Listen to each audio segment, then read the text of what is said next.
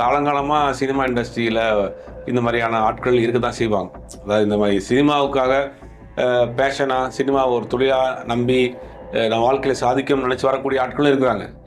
அதை வைத்து கொண்டு தவறாக யூஸ் பண்ணக்கூடிய ஆட்களும் நம்ம சினிமாவில் காலங்காலமாக இருக்கிறாங்க. அவங்க எக்ஸ்போஸ் 2 வருஷத்துக்கு முன்னாடியோ 3 வருஷத்துக்கு முன்னாடியோ அவங்க பாயிண்ட் ஆஃப் வியூ எக்ஸ்போஸ் பண்ணியிருந்தாங்கன்னா அடுத்து வர்றவங்களுக்கு ஒரு நம்பிக்கையாக இருந்திருக்கணும். ஏன் பண்ணாமல் இருக்கிறாங்க? இப்போ ஒருத்தவங்க பேச ஆரம்பிச்சோடனே வரிசையாக எல்லாம் பேச ஆரம்பிச்சு. நீங்கள் உங்களை ஓப்பனாகவே இந்த இதுக்கெலாம் ஒத்துக்கிட்டா தான் நீங்கள் படத்தில் நடிக்க வரணும்னா அப்போ நீங்கள் சம்மதிச்சு போகிறதுக்கு மாதிரி தான் ஆயிருந்தது. அந்த மாதிரி ஒரு காலம் இருக்குது. அந்த மாதிரியான ஒரு படம் வந்துச்சுன்னா எனக்கு வேணாம், அந்த அப்படி ஒரு சம்பளம் அப்படி ஒரு படமே எனக்கு வேணாம் அப்படின்னு அவங்க அப்பயே பண்ணியிருக்கலாம். அது அப்பயே கூட மறைமுகமாக எக்ஸ்போஸ் பண்ணியிருக்கலாம். ஒரு சீனியர் ஆக்டரு, ஒரு ஒரு ஒரு மக வயசு உள்ள ஒரு பொண்ணு, ஏன்னா ஏறக்குறைய கமலும் அவரும் ஒரே காலகட்டத்தில் வந்தவங்க. அந்த நேரத்தில் இந்த மாதிரியான ஒரு வீடியோ வர்றது உண்மையிலே வருத்தத்துக்குரிய விஷயமா இருக்குது. இவர் மேல் தொடர்ந்து இப்போ நிறையா கம்ப்ளைண்ட், நிறைய விஷயங்கள் ஒவ்வொரு நாளும் அவரை பற்றின செய்திகள் வருது. நிறைய மலையாள இண்டஸ்ட்ரியில் இப்படிலாம் நடக்குதுன்னு அவங்க ஓப்பன் பண்ணியிருக்கலாமே. மலையாள இண்டஸ்ட்ரி விட்டு வந்துட்டாங்க, வந்த பிறகு மலையாள இண்டஸ்ட்ரியில் இந்த மாதிரிலாம் நடக்குதுன்னு அவங்க ஓப்பன் பண்ணியிருக்கலாமே. தைரியமாக ஓப்பன் பண்ணியிருந்தாங்கன்னா ஒரு 10 வருஷத்துக்கு முன்னாடி 5 வருஷத்துக்கு முன்னாடி ஓப்பன் பண்ணியிருந்தாங்கன்னா இன்னும் கொஞ்சம் தரப்புலேயும் இந்த பிரச்சனை இருக்க தான் செய்யுது. ஆனால் உப்மா கம்பெனிங்கிறவங்களுக்கு எந்த விதமான வரைமுறையும் கிடையாது. அவங்களுக்கு அவங்க போதிய சினிமா அனுபவம் இருக்காது, அவங்களுக்கு எந்த பெருசாக பேக்ரவுண்ட் இருக்காது. ஏதோ ஒரு ஊர்லேருந்து வந்து படம் எடுக்கிறோன்ற ஒரு பேரில் சில பேர் இதுக்காக படம் எடுக்க வரக்கூடிய ஆட்கள்லாம் இருக்காங்க, வருவாங்க. சார் வணக்கம். வணக்கம். கேரளாவில் கொஞ்ச நாளுக்கு முன்னாடி வந்து பார்த்தீங்கன்னா ஒரு பெரிய புயல் ஒன்று வந்துட்டு போச்சு. இப்போ புதுசாக ஒரு புயல் உருவாயிருக்குல்ல சார், அதை பற்றி உங்களுக்கு கிடைச்ச டீட்டெயில்ஸ். இதில் கீர்த்தி சுரேஷ் வேற கண்ணீர் விட்டு அழுதுருக்காங்கன்னு ஒரு டீட்டெயில் போகுது. இந்த மாதிரி நிறைய விஷயங்கள் மலையாளம் தமிழ் சினிமா சேர்ந்து வந்துக்கிட்டே இருக்கு அடுத்தடுத்து. தமிழ் சினிமாவில் இப்போ வரைக்கும் அது பெருசாக ஒரு உதகரமாக மாறலை. கேரளா இண்டஸ்ட்ரியை பொறுத்த வரைக்கும் 2017 ஒரு நடிகையை வந்து ஒரு நடிகர் வந்து காரை வைத்து கடத்தி தப்பாக நடத்துக்கிற முயற்சி பண்ணாருங்கிறது தான் இந்த பிரச்சனைகளுக்கு ஸ்டார்டிங். அதை தொடர்ந்து சில கேரளா நடிகைகள் வந்து அரசாங்கத்திடம் சொல்கிறாங்க, இந்த மாதிரி கேரளாவில் நடக்கக்கூடிய நடிகைகளுக்கு பாதுகாப்பு இல்லை, கேரளா ஃபிலிம் இண்டஸ்ட்ரியில் பாதுகாப்பு இல்லை, நீங்கள் அதை பற்றி விசாரிக்கணும்னு கேரளா அரசாங்கம் வந்து ஒரு குழு ஒன்று போடுது. அதாவது ரிட்டையர்டு ஜட்ஜு ஹேமா மற்றும் அந்த WCCன்ற பெண்கள் அமைப்பு இருக்குது, சினிமா நடிகைகள் சேர்ந்து ஒரு அமைப்பு வச்சுருக்காங்க. அந்த அமைப்பிலேருந்து இன்னொருத்தவங்க 3 பேர் சேர்ந்து ஒரு குழு போடுறாங்க. அவங்க இது சம்மந்தமாக எல்லாத்துலேயும் பேசி ஒரு டீட்டெயிலாக கலெக்ட் பண்ணி ஒரு ஃபைல் ரெடி பண்ணுறாங்க, ஒரு அறிக்கை தயார் பண்ணுறாங்க. அந்த அறிக்கையை 2019 வந்து அரசாங்கத்தில் சப்மிட் பண்ணுறாங்க. பட் 2019, 2020 4 வருஷமாக வந்து அந்த அறிக்கையை வெளியிடாமல் வச்சுருந்தாங்க. ஏன் வெளியில் இதை விட மாட்டேங்கிறீங்கன்னு சொல்லி பலரும் கேள்வி மேலே கேள்வி கேட்குறப்ப சில பத்திரிகையாளர்கள் RDI போகிறாங்க. RDIக்கு போய் அதை கொஞ்சம் ப்ரெஷர் பண்ண பிறகு தான் 1 மாதத்துக்கு முன்னாடி அதை ரிலீஸ் பண்ணாங்க. அதில் கிட்டத்தட்ட 300 பக்கம், அதில் ஒரு 60-70 பக்கத்தை வந்து அவங்க வந்து ஒன்றும் ரிலீஸ் பண்ணாமல் மறைச்சி வச்சுருந்தாங்க. அதுவும் ஒரு பெரிய சர்ச்சையாச்சு. அதில் தான் சில நடிகர்களுடைய பெயர்கள் வெட்ட வெளிச்சமாக வந்துச்சு. முகேஷ், மற்றபடி இந்த சித்திக் போன்ற நிறைய நடிகர்களுடைய பேர். அதில் அம்மான்னு சொல்லிட்டு நடிகர் சங்கம், அவங்க கேரளா நடிகர் சங்கத்தினுடைய அமைப்பு தான் அம்மா. அதனுடைய தலைவர் மோகன்லால் இருக்கிறாரு, செயலாளராக சித்திக் இருக்கிறார். பட் நிறைய ஒரு பெரிய ஒரு கூட்டணி இருக்குது. அதில் வந்து சித்திக் ராஜினாமா பண்ணிடுறாரு, மோகன்லாலும் ராஜினாமா பண்ணிடுறாரு. இப்போ நடிகர் சங்கம் ஏறக்குறைய கூண்டோட கலைக்கப்பட்டது. இந்த டொவின் தாமஸ் அப்படிங்கிற ஒரு நடிகரும் இன்னொரு நடிகை மட்டும்தான் இப்போ அந்த அமைப்பில் இருக்கிறாங்க. மீது எல்லாருமே கூண்டோட போயிட்டுருக்காங்க. இது பிரச்சனை நாளுக்கு நாள் வந்து இதை பெரிய வலுப்பட்டு இன்றைக்கி அதை வந்து போலீஸ் கேஸ் ஆகி தினந்தோறும் ஜெயசூர்யா அவர் மேலே ஒரு வழக்கு பதிவுப்பட்டிருக்கு, சித்திக் மேலே வழக்கு பதிவுப்பட்டிருக்கு, இன்னும் சில நடிகர்கள் மேலே வழக்கு பண்ணியிருக்கு. முகேஷ் வந்து யாருன்னா தமிழில் சரிதா அவருடைய முன்னாள் கணவர். அவர் வந்து எப்படின்னா அந்த கொல்லம் தொகுதியில் சட்டமன்ற உறுப்பினர், கம்யூனிஸ்ட் கட்சியினுடைய சட்டமன்ற உறுப்பினராகவும் இருக்கிறார், இப்போ சிட்டிங் MLAவும் இருக்கிறார். அதனால் அவர் மேல் வழக்கு போடப்பட்டு அவர் வழக்கு வந்து முன்ஜாமீன் வாங்கி ஒரு பெரிய ஒரு புயல் வந்து கேரளா இண்டஸ்ட்ரியில் சுற்றி அடிச்சுக்கிட்டு இருக்கு. இதுதான் பார்த்திங்கன்னா ஒவ்வொரு நாளும் ஒவ்வொரு நடிகர் மேலே வந்து ஒரு நடிகை வந்து வழக்குகள், நடிகர் மட்டும் கிடையாது, ஒரு மூத்த இயக்குனர் மேலேயும் சில வழக்குகள் பதிவு பண்ணியிருக்காங்க. இப்படி வழக்குகள் டெய்லி அப்டேட். நம்ம பேசிட்டு இருக்க நேரத்தில் யார் கம்ப்ளைண்ட் கொடுத்துருக்கான்னு கூட தெரியாது. அந்த மாதிரி ஒவ்வொரு நாளும் ஒரு பெரிய பூதாகரமாக அந்த விஷயம் போயிட்டு இருக்கு. இப்போ மம்தாக்கு வந்து இமெயில் மூலயமா சொல்லி மம்தா வந்து இவங்க சீஃப் மினிஸ்டருக்கு இமெயிலை ஃபார்வர்ட் பண்ணியிருக்காங்க, உடனே நீங்கள் நடவடிக்கை எடுக்குங்கன்னு சொல்கிறதெல்லாம் பார்க்கும்போதோ இன்னும் ப்ரெஷர் கேரளா கவர்மெண்ட்டுக்கு அதிகமாகுதோ சார்? இல்லை, கேரளா கவர்மெண்ட்டுக்கு ப்ரெஷர் அதிகமாகுங்கிறத தாண்டி இப்போ அந்த வழக்கை வந்து கோர்ட் எடுத்துருச்சு.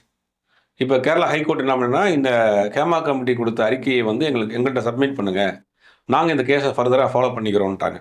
இப்போ செப்டம்பர் மாதத்துக்குள்ளே அந்த வழக்குகள் முழுவதுமாகவே கேரளா ஹைகோர்ட்டுக்கு கோர்ட்டுக்கு போன பிறகு இந்த மாதிரி பாதிக்கப்பட்டிருந்த நடிகர்கள் வந்து கோர்ட்டுக்கு போகலாம், கோர்ட்டில் போய் அவங்க முறையிடலாம். அதுக்கு பிறகு உண்டான விசாரணைகள்லாம் லீகலாக என்ன நடக்குமோ அது நடக்கும். இது அம்மா மகள் வந்து பார்த்தீங்கன்னா ஷூட்டிங்கில் 7 நாள் வச்சு அவங்கள ஷூட்டிங்கே கூப்பிடாம அங்கே இருக்கிற டெக்னீஷியன்லாம் அவங்க 2 பேருக்கும் வந்து அவ்வளோ வன்கொடுமை பண்ணாங்க அப்படிங்கிறதெல்லாம் ஒரு நடிகை வந்து சொல்லும்போது நம்ம கேட்கறதே ரொம்ப பயங்கரமாக இருக்கே சார். இல்லை, இது காலங்காலமாக சினிமா இண்டஸ்ட்ரியில் இந்த மாதிரியான ஆட்கள் இருக்க தான் செய்வாங்க. அதாவது இந்த மாதிரி சினிமாவுக்காக பேஷனாக சினிமாவை ஒரு தொழிலாக நம்பி நம்ம வாழ்க்கையில் சாதிக்கணும்னு நினச்சி வரக்கூடிய ஆட்களும் இருக்கிறாங்க. அதை வைத்து கொண்டு தவறாக யூஸ் பண்ணக்கூடிய ஆட்களும் சினிமாவில் காலங்காலமாக இருக்கிறாங்க. ஆனால் எனக்கு தெரிஞ்சு இந்த ஒரு 10 வருடத்தில் வந்து கொஞ்சம் மாறி இருக்கு. அந்த அளவுக்கு பெருசாக இல்லை, முந்தி இருந்த அளவுக்கு இப்போ இல்லை. முந்திலாம் ரொம்ப மோசமான ஒரு சூழ்நிலை இருந்தது. பெண்களுக்கு ஒரு பெருசாக பாதுகாப்பு இல்லை, எதிர்த்து அவங்களால பேச முடியாது, ஒரு பெரிய அதிகார கட்டமைப்பு இருந்துச்சு. ஆனால் இன்றைக்கி அப்படி கிடையாது. இன்றைக்கி சோஷியல் மீடியாங்கிறது ஒரு பெரிய அளவில் இருக்குது. அவங்களுக்கு ஏதாவது ஒரு பாதிப்பு ஏற்பட்டால் அவங்க உடனே வந்து ரியாக்ட் பண்ண முடியும். பெரும்பாலும் படித்தவங்க தான் இன்றைக்கி இண்டஸ்ட்ரிக்குள்ள வர்றாங்க. நடிகையை தாண்டி டெக்னீஷியன்ஸ் நிறைய அவங்க அசிஸ்டன்ட் டேரக்டராக இருக்கட்டும், அசிஸ்டன்ட் கேமராமேனாக இருக்கட்டும், டெக்னீஷியனாக இருக்கட்டும், சவுண்டாக இருக்கட்டும், நிறைய டெக்னீஷியன்ஸ்க்கு பெண்கள் இப்போ நிறைய வர ஆரம்பிச்சிட்டாங்க. ஒரு டேரக்டர், ஒரு நடிகர் அப்படிங்கிற அதெல்லாம் தாண்டி இப்போ கொஞ்சம் இணக்கமாக கொஞ்சம் ஃப்ரீயாக தான் இருக்குது. ஆனால் அங்கேயும் சிலர் அதையும் பயன்படுத்தி தவறு பண்ணுறாங்க. இதில் என்னென்னா, சினிமாவே வந்து வாழ்க்கையாக நினச்சி வாழ்ந்துட்டு இருக்கக்கூடியவர்கள் கூட ஓரளவுக்கு தான் இருக்குது. ஆனால் சினிமாவுக்கு சம்மந்தமில்லாத ஆட்கள் படம் எடுக்க வர்றேன், யார்ட்டையும் போய் யார்ட்டையும் ஒர்க் பண்ணியிருக்க மாட்டாங்க, அவங்க பெருசாக சினிமா அனுபவம் இருக்காது, அந்த மாதிரி ஒரு டீம் வந்து படம் பண்ணுறேன்னு சொல்லி ஒரு ஆஃபீஸ் போட்டு இந்த மாதிரியான சினிமா எடுக்கிறோம்னு சொல்லி இதை மிஸ்யூஸ் பண்ணக்கூடிய ஆட்கள் தான் பெரும்பாலும் இந்த மாதிரியான விஷயங்கள் பண்ணுறாங்க. அதனால் பெரிய நடிகர்கள் யார் பண்ணலான்னா பெரிய நடிகர்கள் பண்ணுறாங்க. ஆனால் இதுதான் அதிகமாக நடக்குது அப்படிங்கிறது பார்க்க வேண்டியது. ஆனால் இப்போ இந்த 10 ஆண்டுகளில் கொஞ்சம் கம்மியாக தான் இருக்குது. இப்போ அவங்க இண்டஸ்ட்ரியை சேர்ந்த பார்வதியை வந்து பார்த்தீங்கன்னா தைரியமாக பேசுங்க, எனக்கே வந்து பார்த்தீங்கன்னா இதனால் பல முறை பல வாய்ப்புகள் என் கைவிட்டு போயிருக்கு அப்படிங்கிறத ரொம்ப போல்டாக பேசியிருக்காங்க. இல்லை, பார்வதி சமீப காலமாக தொடர்ந்து பல்வேறு விஷயங்கள் பேசிகிட்டு இருக்காங்க, போல்டாக பேசுகிறாங்க, பல பிரச்சனைகளுக்கு குரல் கொடுக்குறாங்க. ஏன் அவங்களுக்கு நடக்கிறப்ப ஏன் அது முதல்ல அவங்க எக்ஸ்போஸ் பண்ணல? இப்போ அவங்க எக்ஸ்போஸ் 2 வருஷத்துக்கு முன்னாடியோ 3 வருஷத்துக்கு முன்னாடியோ அவங்க பாயிண்ட் ஆஃப் வியூ எக்ஸ்போஸ் பண்ணியிருந்தாங்கன்னா அடுத்து வர்றவங்களுக்கு ஒரு நம்பிக்கையாக இருந்திருக்கணும். ஏன் பண்ணாமல் இருக்கிறாங்க? இப்போ ஒருத்தவங்க பேச ஆரம்பிச்சோடனே வரிசையாக எல்லாம் பேச ஆரம்பிச்சிருக்காங்க. எல்லாருமே இன்றைக்கி படித்தவங்களா இருக்காங்க, எல்லாருமே கொஞ்சம் மெச்சூர்டான ஆட்கள், எல்லா விஷயம் தெரிஞ்சவங்களா இருக்காங்க. அந்த மாதிரி அவங்க பேசட்டும் அப்படின்னு ஏன் வெயிட் பண்ணணும்? அது ஒரு அநீதி நடக்கிறப்ப அதை நம்ம பார்த்துக்கிட்டு சும்மா இருக்கிறது கூட அது நம்ம துணை போகிறதுக்கு ஈக்குவல் தானே. அப்படிங்கும் போது இப்போ வந்து எல்லாரும் பேச ஆரம்பிச்சிருக்காங்க. பழைய நடிகைகள் ஃபீல்டை விட்டு ரிட்டையர்ட் ஆகி போய் வேறு ஃபேமிலியோட செட்டில் ஆனவங்க 10 வருஷத்துக்கு முன்னாடி நடந்த சம்பவம்லாம் கூட இப்போ பேசுகிறாங்க. அவங்க ஃபீல்டில் இருக்கிறப்பையோ நடந்திருந்தால் அடுத்தடுத்து வர்றவங்களுக்கு ஒரு பாதுகாப்பாக இருந்திருக்கும்ல. இப்போ அதுவுமே நீங்கள் ஒரு தவறு தானே. இப்போ நீங்கள் ஒரு 10 வருஷத்துக்கு முன்னாடி எனக்கு ஒரு பிரச்சனை நடந்துச்சு, நான் அமைதியாக இருக்கேன், இன்றைக்கி இதெல்லாம் பேசப்படுறது தான் நானும் பேசுகிறேன் அப்படின்னா அன்றைக்கி பேசியிருந்தாங்கன்னா அடுத்தடுத்து வரவங்களுக்கு ஒரு பயம் இருந்திருக்கும்ல, இந்த மாதிரி எக்ஸ்போஸ் பண்ணிடுவாங்க அப்படின்னு. இப்போ அதெல்லாம் வந்து பார்க்குறப்ப இப்போ ஒட்டுமொத்தமாக திரண்டு வந்து நிற்கிறாங்க. இப்போ ஏதோ ஒரு முக்கியமாக இந்த பிரச்சனையை இது பண்ணணும். இதுக்கு பின்னாடி அரசியலும் இருக்குது, சில கார்ப்பரேட்டுடைய சதிகளும் இருக்குது. அதே மாதிரி இந்த மாதிரியான பாலியல் பிரச்சனைகள் வந்து எல்லா இண்டஸ்ட்ரியிலையுமே இருக்குது. ஐடி கம்பெனியாக இருக்கட்டும், கார்ப்பரேட் கம்பெனியாக இருக்கட்டும், எக்ஸ்போர்ட் கம்பெனியாக, ஏன் டாக்டர்ஸ் கூட இன்றைக்கி பாதுகாப்பு இல்லாத சூழ்நிலை தான் பார்த்தோம் கல்கத்தாவில். அப்படிங்கும் போது இந்த பெண்களுக்கு எதிரான பிரச்சனைகள் வந்து எல்லா இண்டஸ்ட்ரியிலையும் இருக்குது. அது சினிமாவில் கொஞ்சம் அதிகம் இருக்குது. சமீப காலம் கொஞ்சம் எல்லாரும் முதல்ல ஆண் பெண் பேதம் இல்லாமல் வர்றதுனால கொஞ்சம் கம்மியாக இருக்குது. ஆனால் இதை கையில் எடுத்து இந்த மாதிரியான பிரச்சனைகளை தடுக்கணுங்கிறதுல மாற்றுக்கிறது கிடையாது. பாதிக்கப்பட்டவர்கள் மீது கடுமையாக நடவடிக்கையும், ஒரு அதிகாரம், பணபலம் இதை பயன்படுத்தி கொண்டு அப்பாவியாக நடிக்க வரக்கூடிய வாய்ப்புகள் தேடி வரக்கூடிய பெண்களினுடைய அந்த விஷயத்தை வந்து அவங்க எடுத்துக்கிறது வந்து உண்மையிலேயே கடுமையாக தண்டிக்கப்படக்கூடிய விஷயம் தான். மோகன்லால் வந்து சென்னைக்கு ஷிஃப்ட் ஆகிருக்காரு, அவருக்கு சுற்றி ஒரு செக்யூரிட்டிலாம் போட்டு யாரும் அவர் இப்போ வரைக்கும் ரீச் பண்ண முடியாத இடத்துக்கு போயிட்டாரு அப்படின்றாங்க. அவர் மட்டும்தான் வந்திருக்காரு, ஆனால் மீதி எல்லாரும் அங்கே தான் இருக்காங்க. நிறைய விரல்கள் மோகன்லாலை நோக்கி வர்றதுக்கான காரணம் என்ன? மோகன்லால் அந்த நடிகர் சங்கத்தினுடைய தலைவராக இருந்திருக்காரு. இப்போ அது அவர் ரிசைன் பண்ணிட்டார். மோகன்லால் பழைய திரைப்பட தயாரிப்பாளர் பாலாஜியினுடைய மருமகன், மகளை கட்டினவர் மருமகன். அவர் பெரும்பாலும் பாதி நாள் சென்னையில் தான் இருக்கார். இந்த பிரச்சனைக்காக இல்லை, எப்பயுமே அங்கேயும் சென்னைக்கும் கேரளாவுக்கும் மாறி மாறி தான் வந்துட்டு போகிறார். அது மாதிரி அவர் மனைவிக்கு ஏதோ உடம்பு சரியில்லைன்றதுக்காக ட்ரீட்மெண்ட்டுக்காக வந்திருக்காரு. அப்போ இங்கேயே இருக்கிறாரு. இங்கே இருக்கிறப்ப தான் ஒரு ஜூம் மீட்டிங் நடந்திருக்கு, இந்த நடிகர் சங்கத்தினுடைய ஜூம் மீட்டிங். அதில் தான் காரசாரமான விவாதம், நீங்கள் தான் பொறுப்பேற்று இதை வந்து பாதிக்கப்பட்டவன் பக்கம் நின்று நீதி வாங்கி கொடுக்கணுங்கிற மாதிரி அப்படி நிறையா விஷயம் காரசாரமாக போன பிறகு அவர் இம்மிடியேட்டாக அதை ரிசைன்மெண்ட்டு எனக்கு சம்மந்தம் இல்லைன்னு விலகிட்டார். இதைத்தான் சில நடிகர்கள் கேட்குறாங்க. உங்களுக்கு ஒரு பிரச்சனைன்னு வர்றப்ப அதை நின்று அதுக்கு பாதிக்கப்பட்டவர்கள் பக்கம் நின்று நீங்கள் வந்து அவர்களுக்கு நீதி வாங்கி கொடுக்குறத விட்டுட்டு நான் பயந்து ஓடுறது, அது வந்து ஏற்கனவே அவங்களுக்கு சப்போர்ட் பண்ணுற பார்த்தேன்னா அப்படின்னு அந்த விமர்சனங்களும் இப்போ மோகன்லால் மீது தொடர்ந்து வச்சுக்கிட்டு இருக்காங்க. அவங்க கேட்குற விமர்சனம் நியாயமான விமர்சனம் தானே. திலீப்பை திரும்பவும் உள்ளே கொண்டு வந்தது அப்போவே வந்து பார்த்தீங்கன்னா பல பேர் எதிர்ப்பு தெரிவிச்சாங்க சொன்னாங்களே, உண்மைதானா சார்? இல்லை, அது ஆரம்பத்துலேருந்தே ஒரு 7-8 முன்னணி நடிகைகள் வந்து இதுக்கு இந்த ஒரு கமிஷன் போடணுங்கிறதுல ஃபோர்ஸ் பண்ணாங்க. அப்போ அதையும் சேர்த்தே பண்ணாங்க. இந்த மாதிரி அந்த மாதிரி அவர் வழக்கு முடிஞ்சு வர வரைக்கும் அவரை நடிக்க அலோவ் பண்ணக்கூடாதுன்னாங்க. இப்போ வளர்ந்து வர நேரத்தில் அவர் திலீப் அப்போ தான் ஒரு வித்தியாசமான கேரக்டர்லாம் பண்ணிட்டு இருந்தார். வளர்ந்து வர நேரத்தில் அந்த மாதிரியான பிரச்சனைகள் மட்டும் ஏறக்குறைய அவர் லைஃபே போயிடுச்சு. ஏறக்குறைய சொல்ல போனால் அந்த லைஃபே போயிடுச்சு அது. அந்த மாதிரி அங்கே சட்டங்கள் கொஞ்சம் கடுமையாக தான் இருந்தது. ஆனால் இந்த பிரச்சனையை பொறுத்த வரைக்கும் அரசாங்கம் கொஞ்சம் மெத்தனமாக இருந்தது தான் இவ்வளோ பிரச்சனைக்கு ஆறதுக்கான. ஏன்னா 2019 கொடுத்தப்பட்ட அறிக்கையை ஒரு 5 வருஷம் நீங்கள் கிடப்பில் போடப்பட்டது தான் அவங்களுக்கு மிகப்பெரிய ஒரு சந்தேகத்தையும் கோபத்தையும் ஏற்படுத்திடுச்சு.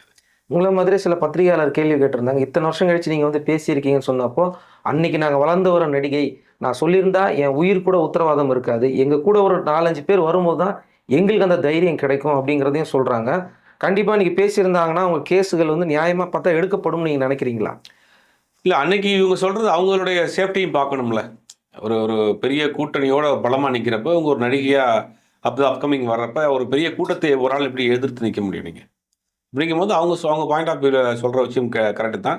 நீங்கள் ஒரு ஆள் பேசுகிறது வந்து ஒரு குரலாக தான் அங்கே ஒரு 10 பேர் சேர்ந்து பேசுகிறது தான் அது வந்து கலவரமாக மாறும், ஒரு ஒரு கூக்குரலாக மாறும் இல்லையா? ஒரு ஆள் நீங்கள் பேசிகிட்டு இருந்தப்போ என்ன மாறும்? அப்படிங்கும்போது எல்லாரும் சேர்ந்து வந்து தான் இப்போ அதை பேசியிருக்காங்க. இப்போ எல்லாருமே அதை பற்றி பேச ஆரம்பிச்சிட்டாங்க. அவங்களுக்கு நடந்த பர்சனல் நடந்த இஷ்யூஸ்லாம் பேசுகிறாங்க.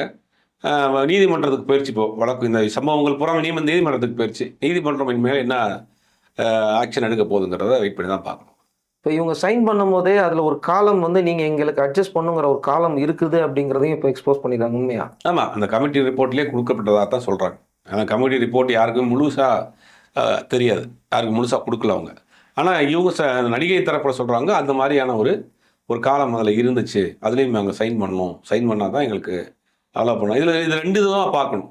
அப்படி உங்களுக்கு ஃபஸ்ட்டே வந்து உங்களுக்கு கம்பல் பண்ணாலும் நீங்கள் அதிலேருந்து விலைக்கலாமே, அதையும் பார்க்கணும்ல.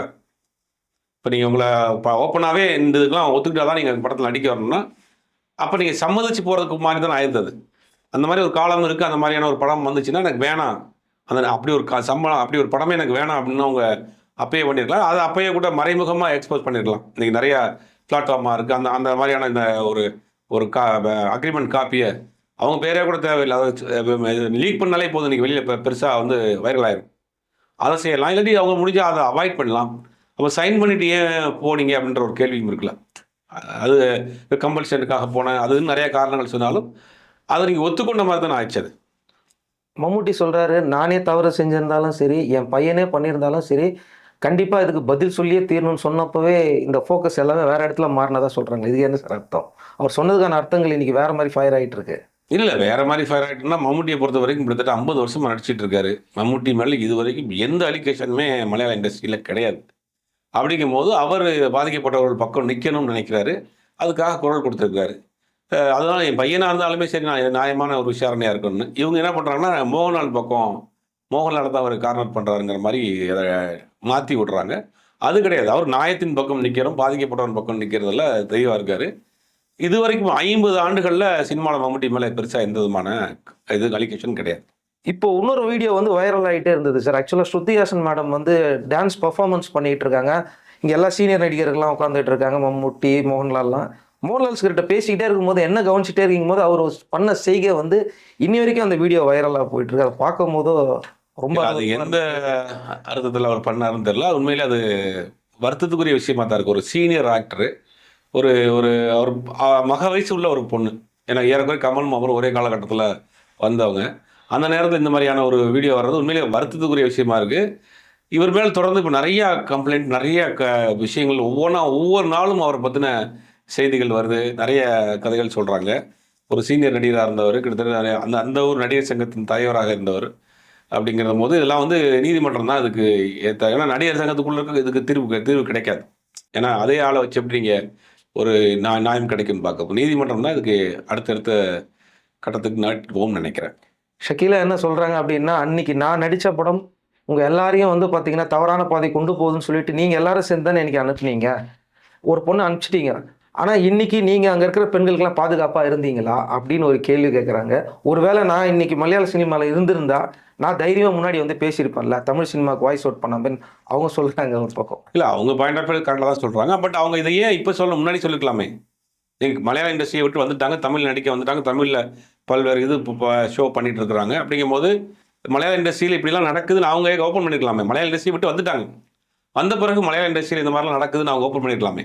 தைரியமாக ஓப்பன் பண்ணியிருந்தாங்கன்னா ஒரு 10 வருஷத்துக்கு முன்னாடி 5 வருஷத்துக்கு முன்னாடி ஓப்பன் பண்ணியிருந்தாங்கன்னா இன்னும் கொஞ்சம் வைரலாக போயிருக்குமே. அது பாதிக்கப்பட்டவங்களுக்கு ஒரு கிடைச்சிருக்குமே. பட் இப்போ ஒருத்தவங்க பேச ஆரம்பிச்ச பிறகு தானே எல்லாரும் பேசுகிறாங்க. அவங்க என்ன சொல்றாங்க அப்படின்னா, நீங்க என்ன அனுப்புனீங்கல்ல, நீங்க அந்த பெண்களுக்கு பாதுகாப்பா இருந்தீங்களா அப்படின்னு சொல்லி அவங்க கேட்கறாங்க. அவங்க பெர்சனல் இதை சொல்கிறாங்க. ஏன்னா நீங்கள் வந்து என்னால தான் இண்டஸ்ட்ரி கெட்டு போச்சு, ஆ, என்னால தான் மலையாள இண்டஸ்ட்ரி இந்த மாதிரி ஆயிடுச்சு அப்படின்னு சொல்லி என்னை அனுப்பிச்சிங்க. நீங்கள் ஓகே மாடா அப்படின்ற மாதிரி கேட்குறாங்க. கேட்குறதுல அவங்களுடைய ஆதங்கத்தில் நியாயம் இருக்கு இல்லையா? நான் நான் நான் நடிக்கிற படம் வந்து ஒரு தவறான படம்னு சொல்லி அனுப்பிச்சிக்கேன். பட் நீங்களே தவறான ஆளாக இருக்கீங்களே அப்படின்னு அந்த பாயிண்ட் ஆஃப் வியூவில் அவங்க கேட்குறாங்க. அவங்களுக்கு ஏற்பட்ட பெர்சனல் அனுபவத்தை ஆதங்கத்தை அவங்க பேசுகிறாங்க. இது சரியான விஷயம் தானே. நீங்கள் நடக்கக்கூடிய சம்பவங்கள் வரக்கூடிய செய்திகள்லாம் பார்க்குறப்ப அவங்களுடைய ஆதங்கம் மனக்குமுறல் சரியாக தானே இருக்குது. மலையாள சினிமானே கண்டிப்பா என்னால வந்து கார்னர் பண்ணவே முடியாது. நான் ஒத்துக்கவே மாட்டேன் என்ன பொறுத்த வரைக்கும். விஷால் சார் சொல்லியிருக்காரு, யாரெல்லாம் அவங்களெல்லாம் செருப்படுத்தி அடிக்கணும்னு அவர் சொன்னாரு. இதுக்கு முன்னாடி அமலா பாலுக்கு ஒரு இஷ்யூ நடந்தப்போ, நாங்க ஒரு கமிட்டி ஒன்று ஃபார்ம் பண்ண போறோம். பெண்களுக்கு என்னென்ன பிரச்சனை நடக்குதோ வாய்ஸ் அவுட் பண்ண போறோம். ஆனா இது வரைக்கும் ஒரு கமிட்டியை ஃபார்ம் பண்ணல. ஏன் அது? இல்லை, ஏற்கனவே இப்போ ஐடி கம்பெனியாக இருக்கட்டும், சில அரசியல் கட்சிகளில் கூட விசாகா கமிட்டின்னு ஒன்று வச்சுருக்காங்க. பெண்களுக்கு ஏற்படக்கூடிய பாதிப்புகள் பற்றி விசாரிக்கிறதுக்கு. அதுக்கு பேரே விசாகா கமிட்டி. நடிகர் சங்கத்துலேயும் அப்படி ஒரு கமிட்டி இருந்தது. பட் அது பெருசாக ஆக்டிவாக இல்லை. நடிகர் சங்கத்துக்குள்ளேயே எவ்வளோ பிரச்சனைகள் போயிட்டு இருக்குன்னு நம்ம பார்த்தோம். விஜயகாந்த் இறந்ததை கூட அவங்களால ஒரு ஆர்கனைஸ் பண்ணி ஒரு ஊர்வலம் கூட நடத்த முடியல. அந்த மாதிரியான ஒரு சூழ்நிலை தான் இருக்குது. இப்போ அப்படி இருக்கிறப்ப ஒரு சீனியர் நடிகர் மேலே ஒரு புது நடிகை வந்து ஒரு கம்ப்ளைண்ட் கொடுத்தா அங்கே எப்படி நீங்கள் நியாயம் கிடைக்கும்? அவர் பதவியில் இருக்கிறாரு, ஒரு பேக்ரவுண்டில் அரசியல் படத்தில் இருக்கிறாரு, ஒரு நடிகர் இருக்காரு. அவர் புது நடிகை வந்து இந்த மாதிரி எனக்கு ஒரு பாதிப்பு ஆகி போச்சுன்னு சொன்னால் அங்கே எப்படி அவருக்கு நியாயம் கிடைக்கும்? அப்போ நடிகர் சங்கத்தில் மட்டும் இந்த பிரச்சனையை பேசி தீர்வாக முடியாது. இதுக்கு நிரந்தரமான தீர்வுனா அரசாங்கம் இந்த விஷயத்தை கையில் எடுத்து ஒரு ஓய்வு பெற்ற ஒரு நீதிபதி, ஒரு காவல்துறை அதிகாரி, இந்த பெண்கள் அமைப்புல இருந்து ஒரு சீனியர் நடிகை, இவங்க எல்லாம் சேர்ந்து ஒரு அமைப்பாக ஒரு போட்டு 24x7 அவங்களுக்கு ஒரு ஹெல்ப்லைன் மாதிரி ஒரு நம்பர் கொடுத்து, எங்கே படப்பிடிப்பு தளத்துலையோ வேறு எங்கே நடந்தாலும் அவங்களுக்கு எப்படி இப்போ 100க்கு ஃபோன் பண்ணால் எப்படி வருது, அந்த மாதிரியான ஒரு ஒரு அமைப்பை உருவாக்கினா தான் அவங்களுக்கு ஒரு பாதுகாப்பு கிடைக்கும். இப்போ ஆனால் வேலைக்கு போகக்கூடிய பெண்களுக்கெல்லாம் கூட ஒரு ஹெல்ப்லைன் நம்பர் மாதிரி கொடுத்துருக்காங்க, ஒரு ஆப் கொடுத்துருக்காங்க போலீஸு. அந்த மாதிரி இவங்களுக்கு நேரடியாக ஒரு ஒரு ஒரு ஹெல்ப்லைன் மாதிரி ஒரு நம்பர் கொடுத்து அதை வந்து இவங்க கண்காணிச்சா தான் வருமே ஒழிய, அதே இண்டஸ்ட்ரிக்குள்ளே இருக்கக்கூடிய ஒரு புது ஆர்டிஸ்ட் வந்து ஒரு சீனியர் ஆர்டிஸ்ட்டை கூட போய் சொல்லி அங்கே எப்படி நீங்கள் வந்து ஒரு நியாயம் கிடைக்க முடியுங்க? தமிழ் சினிமாவுல வந்து பார்த்தீங்கன்னா, இயக்குனர் சொல்றத வந்து ஹீரோயின் கேட்கலன்னா, அவங்கள இன்டைரக்ட்டா டார்ச்சர் பண்ணுவாங்க டைரக்டர் அப்படிங்கிறது உண்மைதானா? தமிழ் சினிமால யார் இருக்கு சார் அந்த மாதிரிலாம்? இல்லை, நிறைய டேரக்டர்ஸ் இருக்காங்க சார். பாதி பேர் அந்த மாதிரி தான் நடந்துக்கிட்டாங்க முன்னாடி. ஆனால் இப்போ உள்ள சூழ்நிலை வேறு. இன்றைக்கெலாம் கொஞ்சம் மெச்சூர்டாக ஆகிட்டாங்க. ஏன்னா இன்றைக்கி வந்து வரக்கூடிய ஆட்களே படிச்சு தான் வராங்க. அவங்களுக்கு சினிமா ஃபுல்லாக தெரிஞ்ச ஆட்கள் தான் வர்றாங்க. ஷார்ட் ஃபிலிம் எடுத்து விஸ்காம் படிச்சுட்டு மாஸ் கம்யூனிகேஷன் படித்தோம், அந்த மாதிரி விஷயங்கள் தெரிஞ்சு தான் உள்ளே வர்றாங்க. அதனால் அந்த ஆட்கள்கிட்ட இந்த மாதிரி டேரக்டர் வேலையெல்லாம் செய்ய முடியாது. அவங்க உடனே ரியாக்ட் பண்ணுவாங்க, போராண்டு போயிடுவாங்க. ஆனால் அந்த காலகட்டங்களில் அந்த மாதிரி நடந்துச்சு, நிறையா நடந்துச்சு. நிறையா சைக்கோத்தனமாலும் நடந்துக்கிட்ட டேரக்டர்ஸாக நிறையா பேர் அந்த காலத்தில் இருக்கிறாங்க. ஆனால் இப்போ கொஞ்சம் குறைஞ்சிருக்குது. இப்போ ஒரு கண்ணாடி போட்ட இயக்குனர் கூட வந்து பார்த்தீங்கன்னா, நடிகையை வந்து லாங் ஷாட்லேயே வச்சு காட்டினாரு. இப்போ அந்த நடிகை தெலுங்கு, ஹிந்திலாம் போயிட்டு ஃபேமஸ் ஆகி வந்திருக்கிறாங்க. அவரு வந்து பார்த்தீங்கன்னா, தொடர்ந்து அவர் மாதிரி மாதிரி இருக்காரு அப்படின்றாங்க. உண்மைதானே அது? அவர் நடிகை மட்டுமா அந்த மாதிரி நடத்துகிறாரு? நடிகர்கள்ட்டையுமே அவர் பேசக்கூடிய பேச்சு, அவர் நடந்து கொள்ளக்கூடிய விஷயம்லாம் வந்து ரொம்ப வல்கராக தான் பேசுகிறார். பொது மேடைகளில் கூட அப்படித்தான் நீங்கள் கேட்குறாருன்னு எனக்கு புரியுது. அவர் அவர் தன்னை வந்து ஒரு கண்ணாடி போட்ட ஒரு அகிலா குரோஷவா மாதிரி அவர் நினச்சிக்கிறாரு. அவர் தமிழ் சினிமா, இந்திய உலக சினிமாவே நான் தான் பார்த்துட்டு ஒரு பொது இடங்களில் கூட நாகரீகம் இல்லாமல் பேசுறது, வார்த்தைகளை விட்டுறதெல்லாம் வந்து தொடர்ந்து பண்ணிகிட்டு இருக்கிறாரு. அது ஒரு ஒவ்வொரு கேரக்டர் இருக்குங்க சார். சினிமாவில் இந்த மாதிரியான கேரக்டர் நிறையா இருக்குது. அது ஒவ்வொரு காலகட்டத்துக்கும் ஒவ்வொரு ஆள் மாறும். அது நிறைய பேர் வந்து நிறைய சேனல் எல்லாம் பேசிட்டு இருப்பாங்க. நிறைய எங்களுக்கு இந்த மாதிரியான பேட் எக்ஸ்பீரியன்ஸ்லாம் வந்தது நிறைய பேர் பேசிக்கிட்டு இருக்காங்க இப்போ வரைக்கும். ஆனால் அதை காதில் வாங்காமலே நடிகர் சங்கம் ஏன் இருக்குது? துணை நடிகைகள் தொடர்ந்து அதை பேசிக்கிட்டே இருக்காங்க. நடிகர் சங்கம் இதை முன்னெடுத்து ஏதாவது ஒரு தீர்வு காணணும். ஏன்னா இது ஒட்டுமொத்த இண்டஸ்ட்ரிக்கே ஒரு அசிங்கம். இதை பார்த்துட்டு இன்றைக்கி லட்சக்கணக்கான பேர்லேயும் விஸ்காம் படிச்சுட்டு இன்றைக்கி இண்டஸ்ட்ரிக்குள்ளே வர்றாங்க. மீடியா இண்டஸ்ட்ரின்னு அப்படிங்கும்போது அவங்க வீட்டில் அந்த பெண்கள் எப்படி அனுமதிப்பாங்க? ஒட்டுமொத்தமாக சினிமா ஆட்கள்னால இப்படி தாங்கிற ஒரு முத்திரை விழுந்துகிட்டே இருக்குது. இதை வந்து உடனே வந்து இதை வந்து ஸ்டாப் பண்ணலன்னா இது ஒரு பெரிய விவாதம் போகும். ஒட்டுமொத்தமாக அந்த இண்டஸ்ட்ரிக்கு அவர்கள் செய்யக்கூடிய மிகப்பெரிய ஒரு அநீதி தான். ஒரு மிகப்பெரிய நடிகர் கூட வந்து பார்த்தீங்கன்னா, தன்னுடைய நண்பருடைய மகளே அபகரிச்சிட்டாரு அப்படிங்கிற மாதிரிலாம் பேசிட்டு இருக்காங்க. அதெல்லாம் உண்மைங்க சார்? ஆமாம் சாமி, ரொம்ப நாளாகவே அந்த செய்தி போயிட்டுருக்கு. அது ஏறக்குறைய அது உண்மைதான். இது அது வந்து பெர்சனல். அது வந்து தனிப்பட்ட முறையில் அவருடைய பழக்க வழக்கங்கள். இப்படி சினிமாவை மட்டும் நம்ம பேசிகிட்டு இருக்கோம். சினிமாவை தாண்டி அரசியலில் போனீங்கன்னா அது இதை காட்டிலே ஒரு பெரிய கதைகள்லாம் நிறையா இருக்குது. எல்லா துறையிலையுமே இந்த மாதிரியான விஷயங்கள் இருக்கத்தான் செய்யுது. அப்படிங்கும்போது தனி மனித கட்டுப்பாடு, ஒழுக்கம், இந்த குடும்ப கட்டமைப்புகள் தான் அவங்கவுங்க பாதுகாத்துக்கிறணும் அவ்வளோதான். இப்போ ஒரு சில பேர் ஓகேன்னு சொன்னதுனால, அடுத்தடுத்து வர நடிகைகளுக்கும் அந்த பிரச்சனை வரும்ல சார்? இவங்க ஓகே சொல்றதுனால தான் நோன்னு சொல்லியிருந்தாங்கன்னா, புதுசா வர்றவங்களுக்கும் அந்த பிரச்சனை வந்திருக்காதுல்ல சார்? இல்ல ஆரம்பத்திலே அவங்க வாய்ஸ் ரைஸ் பண்ணியிருக்கணும். நீங்க பண்ணியிருந்தாங்கன்னா இவ்வளோ தூரம் போயிருக்காதுல்ல. அத முதல்ல அவங்க செய்யாம விட்டுறது பண்ணது. இப்பயாவது பேச ஆரம்பிச்சிருக்காங்க. இப்ப தைரியமா பேச ஆரம்பிச்சிருக்காங்க. இனி கொஞ்சம் பயத்துல தான் இருப்பாங்க. இனி இந்த மாதிரியான வந்துச்சுன்னா வெளியில தெரிஞ்சிரும் அப்படிங்கிறது. இது இந்த இந்த மூவ்மெண்ட்ங்கிறது ஒரு சரியான மூவ்மெண்ட்டா தான் நான் பார்க்குறேன். ஸ்ரீரெட்டி விஷாலுக்கு பதில் சொல்லியிருக்கிறாங்க. "நீ என்னென்ன பெண்களுக்கெல்லாம் நீ என்னென்ன பண்ணேன்னு எனக்கு தெரியாதா? நீ போய் நல்லவன் மாதிரி பேசுறேன்னு" சொல்லிட்டு அவங்க இன்னைக்கு ஒரு ட்விட்டர்ல ஒரு பெரிய ரிப்ளே குடுத்துருக்காங்க. இல்ல ஸ்ரீரெட்டி, விஷால் வந்து ரொம்ப நாளா அந்த பிரச்சனை போயிட்டு இருக்கு. அவங்களுக்குள்ள என்ன நடக்குதுன்னு தெரியல. ஸ்ரீரெட்டி விடாம அடி அடின்னு அடிக்கிறாங்க. ஆனா விஷால் இதுவரைக்கும் அதுக்கு பதில் பேச மாட்டேங்கிறாரு. இது பல பல கதைகள் சினிமால இந்த மாதிரியான கதைகள் இருக்கும். அவங்க பேசுவாங்க, இவங்க பதில் பேச மாட்டாங்க. இந்த மாதிரியான ஒரு சண்டை வந்து போய்க்கிட்டே இருக்கும். அது மாதிரி தான் விஷாலுக்கும் அந்த ஸ்ரீரெட்டிக்கும் உள்ள பிரச்சனை. விஷால் மனம் திறந்து பேசினா தான் அதுக்கு உண்மை நடந்தது என்னன்னு நமக்கு தெரியும். இப்பயாவது விஷால் வந்து இதுக்கான நடவடிக்கை எடுப்பார்ன்னு நீங்க நினைக்கிறீங்களா? இதுவும் வந்து ஜஸ்ட் பேசிட்டு அப்படியே கம்முன்னு இல்ல போயிடுவாங்க. இதுவரைக்கும் பேசுனதுக்கு நடவடிக்கை எடுக்கலையே. இதுவரைக்கும் இதுக்கு முன்னாடியும் பேசியிருக்காங்க. இப்பயும் தொடர்ந்து பேசிட்டு இருக்காரு. இதுவரைக்கும் அவரு நடவடிக்கை எனக்கு யாருன்னு தெரியாதுங்கிறாங்க. நம்ம முக்கியமான ஒரு நடிகர் கேரளால இருக்கிற நடிகர் வந்து என்ன சொல்றாருன்னா, ரொம்ப தைரியமா சொல்றாரு. இந்த மாதிரி விஷயங்கள்லாம் விசாரிக்கிறதெல்லாம் வந்து கேரளா சினிமால மட்டும் தான் நடக்கும். நீங்க பார்க்குறீங்கல்ல, நாங்க தைரியமா இதெல்லாம் எடுக்கிறோம். மத்த சினிமாலாம் இது நடக்கிறதுக்கு வாய்ப்பு இல்லன்னு தைரியமா சொல்லிட்டு போறாரு. அதுக்காக கேட்கிறேன். இல்ல இது வந்து நடிகர் சங்கம் வந்து இப்ப இப்ப இப்ப விஷால் ரெட்டிக்கும், விஷாலுக்கும், ஸ்ரீ ரெட்டிக்கும் நடந்தது வந்து அவங்க தனிப்பட்ட விஷயம். 2 பேரும் சேர்ந்து எந்த படத்திலும் நடிக்கல. ஒரு படத்துக்காக போய் அந்த இடத்துல தவறு நடந்துச்சுங்கிற மாரிலாம் இல்ல. 2 பேரும் தனிப்பட்ட முறையில ஒரு நடிகர், ஒரு நடிகை தனிப்பட்ட முறையில அவங்க 2 பேருக்குள்ள ஏதோ பிரச்சனை இருக்கு. விஷால் ரெட்டி தொடர்ந்து ஸ்ரீ ரெட்டி தொடர்ந்து பேசுறாங்க. விஷால் அதை காதுல வாங்காம போயிட்டு இருக்காரு. இது அவங்க தனிப்பட்ட விஷயம். ஒரு படத்துக்காக அவங்கள கமிட் பண்ணி கூட்டு போய் அங்க ஏதாவது இந்த மாரி நடந்துச்சுன்னா, அது நடிகர் சங்கம் வரும். அவங்க ஒரு இண்டஸ்ட்ரிய தாண்டி தனிப்பட்ட பிரச்சனையா தானே இருக்கு அவங்க பிரச்சனை. அது என்னங்கிறத விஷால் தானே பேசணும். இல்ல அந்த நடிகர் என்ன சொல்றாருன்னா, எங்க கேரளா இண்டஸ்ட்ரியில இப்படி ஒரு இஷ்யூ வந்தது நாங்க விசாரிக்கிறோம். இதே மத்த இண்டஸ்ட்ரியில இவ்வளோ தைரியமா விசாரிப்பாங்களான்னு கேட்கிறாரு. அத வச்சு நான் சொல்றேன். உங்கள்ட்ட அதிகமா இருக்கு. நீங்க விசாரிக்கிறீங்க அதிகமா இல்ல. அவ்வளவுதான். அது அப்படிதான் எடுத்துட்டு போணும். ஆனா இங்கேயும் சில பேர் பேசுறாங்களே, நாங்களும் பேசட்டுமா? அப்படின்னு சொல்லி இப்ப முன்னணி நடிகை திரும்பவும் தமிழ் சினிமால ஒருத்தரா லைட்டா ஆரம்பிக்கிறாங்க. இல்ல பாதிக்கப்பட்டவங்க கண்டிப்பா பேசணும். பாதிக்கப்பட்டவங்க கண்டிப்பா பேசணும். குரல் கொடுக்கணும். யார் யாரு இன்னைக்கு ஆஸ்தான நடிகரா இருக்கக்கூடியவர்கள் செய்யக்கூடிய சேட்டைகள்லாம் அவங்க ஓப்பனா பேசினா தான், அவர்களுக்கு பின்னாடி நம்பிக்கிட்டு இருக்க கூட்டமாவது உண்மை தெரியும். அவங்க ரசிகர்னு பின்னாடி இருக்க ஆட்களாவது, உன் தலைவன் இவ்வளோ கேவலமானவன்றது அப்பதான் அவங்களுக்கு புரியும். அவர் தைரியமா பேசணும். இதுவரைக்கும் அந்த மாதிரியான ஒரு பெரிய பிரச்சனை வரல. வந்தா அரசாங்கம் இன்னைக்கு ஆக்ஷன் எடுக்கும். நடிகர் சங்கம் மத்த இயக்கங்கள்லாம் கண்டிப்பா ஆக்ஷன் எடுப்பாங்க. ஏன்னா பட்டுன்னு சொல்லிட்டாரு. உப்மா சினிமா எடுக்கிறவங்க புரொடக்ஷன்ல மட்டும் தான் நடக்குது. நாங்கெல்லாம் அந்த மாதிரி கிடையவே கிடையாதுன்ற மாதிரி சொன்னாரு. அதனால எல்லா தரப்புலயும் இந்த பிரச்சனை இருக்கத்தான் செய்யுது. ஆனா உப்மா கம்பெனிங்கிறவங்களுக்கு எந்த எந்த விதமான வரைமுறையும் கிடையாது அவங்களுக்கு. அவங்க போதிய சினிமா அனுபவம் இருக்காது. அவங்களுக்கு எந்த பெருசா பேக்ரவுண்ட் இருக்காது. ஏதோ ஒரு ஊர்லேருந்து வந்து படம் எடுக்கிறோம்ன்ற ஒரு பேர்ல சில பேர் இதுக்காகவே படம் எடுக்க வரக்கூடிய ஆட்கள்லாம் இருக்காங்க. வருவாங்க 3 மாசத்துல கம்பெனியை மூடிட்டு போயிருவாங்க. அவங்களுடைய மெயின் நோக்கமே இதா தான் இருக்கும். சில பேர் சின்ன சின்ன ஆட்களா வந்து படம் எடுத்து சாதிச்சு வெற்றி பெற்ற ஆட்களும் இருக்காங்க. தொழிலை முழுவதுமா தொழிலா பார்த்து. 2 பக்கமுமே இருக்கு. ஏதாவது சின்ன உப்மா கம்பெனி தான் தப்பு பண்ணுது. பெரிய ஆட்கள் தப்பு பண்ணல அப்படிங்கிறதெல்லாம் கிடையாது. தவறு செய்யக்கூடியவர்கள் எல்லா தளத்திலயும் இருக்கிறாங்க.